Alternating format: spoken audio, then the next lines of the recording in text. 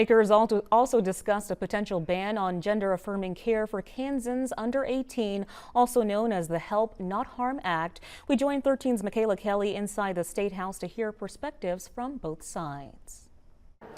Permanent, irreversible, dangerous. The proponents of Senate Bill 63 used those words to describe gender-affirming care, urging lawmakers today to revoke the funding for it. You do not have to lose a body part or risk medical harms or change anything about yourself to be embraced and accepted. As a whistleblower for a pediatric gender clinic, Jamie Reed says she's seen minors experience negative effects following gender transition. As a member of the LGBTQ+ community herself, Reed says she feels that the concept of transitioning plays into the vulnerability of members of that community. Felt different from our peers. We didn't feel like we fit in. And these kind of things are directly targeting those kids, and it's taking away their lifelong fertility, sexual function, and their health. Chloe Cole stepped forward to share her story of detransition. All of this happened before I was old enough to really fully understand what was happening to me.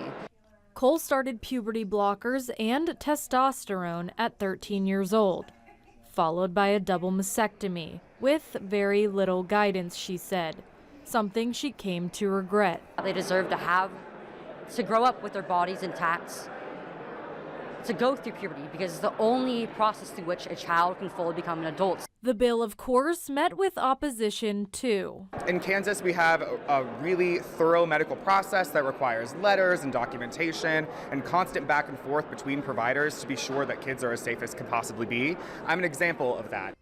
Kellogg explains that quality of care here in Kansas is being overlooked in the ongoing debates, pointing out that Cole received her care in another state. He says he has never experienced side effects and his life is changed for the better. I was such a different person than the depressed teenager that I had been for so long without these hormones and surgery. The sides went back and forth on causes of mental health issues and suicide rates, proponents arguing that these procedures lead to an increase in both, opponents saying otherwise.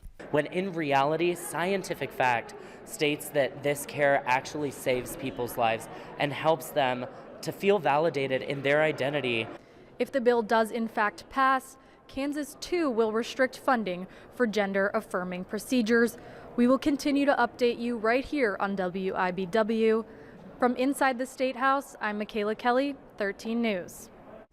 Michaela, thanks. Governor Kelly vetoed this plan last year and Republicans failed to get enough votes for an override. We are told the Senate could be debating their version of the bill as early as tomorrow.